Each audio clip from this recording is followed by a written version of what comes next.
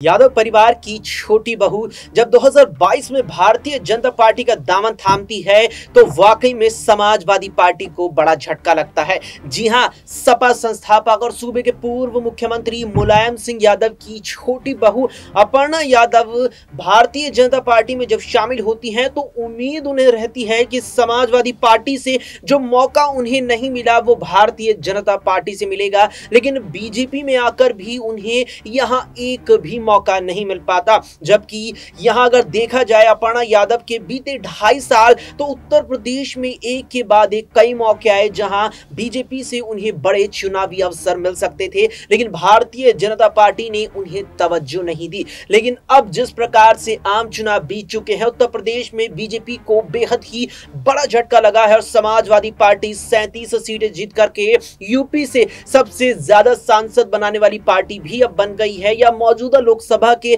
इस सत्र में देखा जाए तो अब जिस प्रकार से प्रदेश की 10 विधानसभा सीटों पर उपचुनाव होने वाले हैं और जल्द ही तारीखों का भी ऐलान हो जाएगा, उसके लिए अब भारतीय जनता पार्टी से लेकर के तमाम दल अपनी तैयारियों में जुट गए हैं। लेकिन अब यहां पर निगाहें टिकी हैं अपर्णा यादव पर, क्योंकि बीजेपी से उन्हें अब तक एक भी चुनावी मौका नहीं मिला और सवाल उन्हें लेकर पहला तो यही बनता है कि क्या अपर्णा यादव को भारतीय जनता पार्टी जिन 10 विधानसभा सीटों पर उपचुनाव होने वाला है वहां से किसी सीट पर मौका देगी या वो इसके तुरंत बाद अब समाजवादी पार्टी में आखिरकार शामिल हो जाएंगे। ऐसे और भी सवाल हैं और उन तमाम सवालों पर हमारे सहयोगी अमन जी से चर्चा करेंगे। अमन जी, स्वागत है आपका इस खास पेशकश में।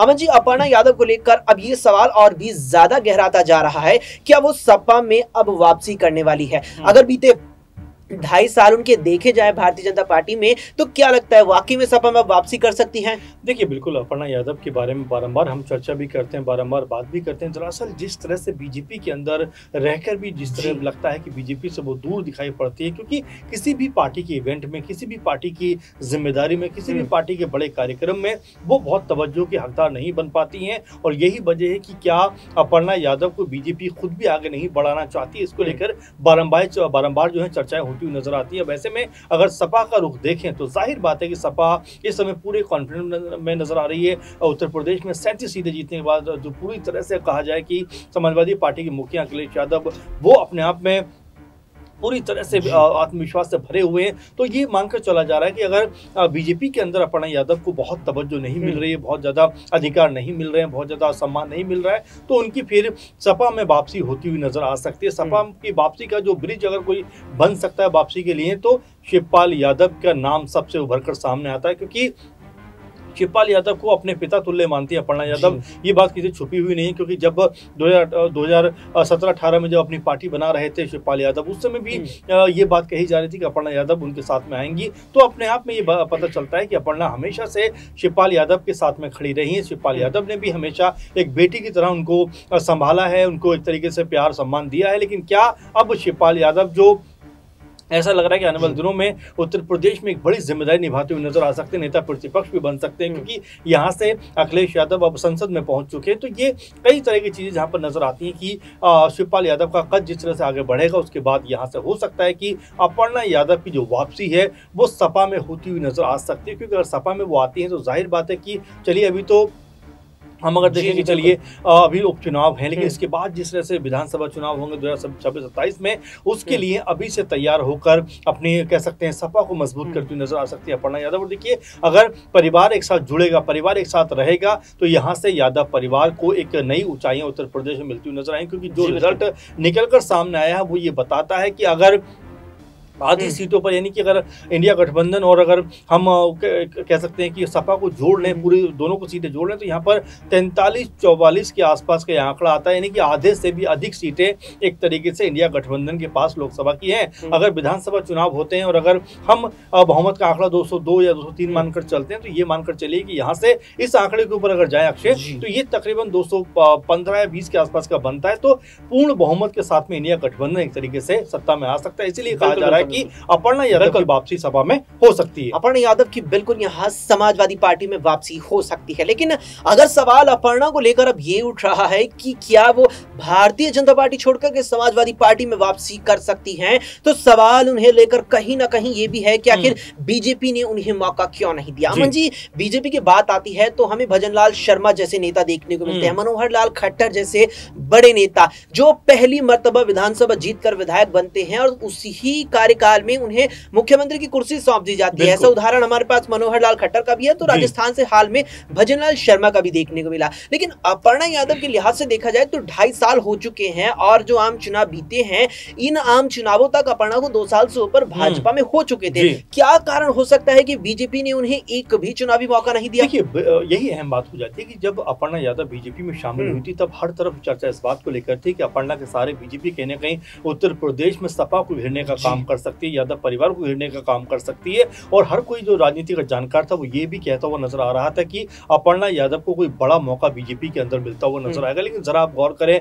इस 2-2.5 साल के पूरे समय पर, तो पता चलता है कि अपर्णा यादव का सिर्फ नाम तो लिया गया बीजेपी के अंदर, लेकिन कोई जिम्मेदारी, कोई बड़ा कार्य उनको नहीं सौंपा गया। इसीलिए एक दायरे में कैद होकर अपर्णा यादव रह गई यहाँ पर, और यही वजह है। इसी बात को लेकर हर कोई ये कहता हुआ नजर आ रहा है कि इससे अधिक सम्मान तो उनको सपा के अंदर मिलता था, जहां पर उनको चुनाव लड़ने का मौका भी मिला। लेकिन बीजेपी में आकर तो इतने कई चुनाव बीत गए, एक भी चुनाव में अपर्णा यादव उतरती हुई नजर नहीं आई। तो यही मानकर चला जा रहा है कि अगर राजनीति में जिस तरह से उनको अगर हाइप पे लेकर जाना होता, उनको एक बड़े पद पे लेकर जाना होता, बड़ा मकाम उनको दिलाना होता, तो बीजेपी कब का फैसला कर चुकी होती। लेकिन बीजेपी की मंशा साफ नजर आती है कि वो अपर्णा यादव को बहुत ज्यादा आगे बढ़ते हुए देखना नहीं चाहती, एक सीमित दायरे में कहीं ना कहीं कैद रखना चाहती है। और यही बात है कि जब जब जो बात है अपर्णा यादव को लेकर उठती रहती है कि उनकी जो वापसी है वो सपा के अंदर हो सकती है। और देखिए, अब उपचुनाव आ रहे हैं, ऐसे में अगर शिवपाल यादव उनको इधर लाने में कामयाब रहे तो ये बीजेपी के लिए बहुत बड़ा झटका साबित हो सकता है, और साथ में सपा की बहुत बड़ी एक पारिवारिक जीत हो सकती है। क्योंकि जो सदस्य उनके रूट के कहीं चले भी गए हैं तो वो वापस अगर आ जाते हैं तो ये सपा खेमे के लिए मेरे ख्याल से बहुत बड़ी खुशखबरी होगी। लेकिन क्या वाकई में ऐसा होता हुआ नजर आया कि वाकई में शिवपाल यादव अपर्णा यादव को मना कर वापस लेकर आएंगे? ये अपने आप में कई तरह के सवाल कह सकते हैं खड़े हुए हैं। अब इसमें अगर वो कामयाब हो पाते हैं या वो अपर्णा यादव को लेकर आ पाते हैं तो आप ये मानकर चलिए कि यहाँ से अपर्णा यादव को एक बड़ा पद सपा के अंदर मिल सकता है। क्योंकि भाई ये उनकी अपनी पार्टी है, अपने कह सकते हैं परिवार की पार्टी है, खानदान की पार्टी है, और यहाँ से मुलायम सिंह यादव ने भी उनको काफी सम्मान और प्यार दिया था। और शिवपाल यादव की जब अब एक बार फिर ताकत बढ़ी है तो जाहिर बात है कि घर में भी अब डिम्पल और कह सकते हैं कि अपर्णा के बीच में संबंध बेहतर होंगे तो पार्टी को भी इसका फायदा होता हुआ नजर आएगा। तो कई सारे कारण हैं जिसको देखकर लगता है कि आने वाले दिनों में उत्तर प्रदेश के अंदर एक चुनावी जो हलचल हो रही है उसके साथ में राजनीतिक हलचल भी होती हुई नजर आएगी, और यहाँ से अपर्णा यादव की वापसी जो सभा में होती हुई दिखाई पड़ सकती है। अपर्णा यादव की सपा में वापसी होती दिखाई पड़ सकती है। और समाजवादी पार्टी ने उत्तर प्रदेश में एक राजनीतिक वापसी, एक राजनीतिक बढ़त तो ली है, जहां 5 सीटों पर वो 2019 में बसपा के साथ गठबंधन करके भी सिमट गई थी। अब की बार 37 सीटों पर आकर बीजेपी को करारा झटका दिया। लेकिन क्या पारिवारिक यहां पर एक बड़ी जीत अपर्णा को वापस लाने से हो सकती है? हम जी छोटा सा सवाल ही रहेगा, अगर अपर्णा यादव की वापसी हमें देखने को मिल जाए समाजवादी पार्टी में, ऐसे में करहल विधानसभा सीट अखिलेश यादव वहां विधायक रहे हैं, इस्तीफा दिया है उन्होंने, और उपचुनाव वहां पर भी है।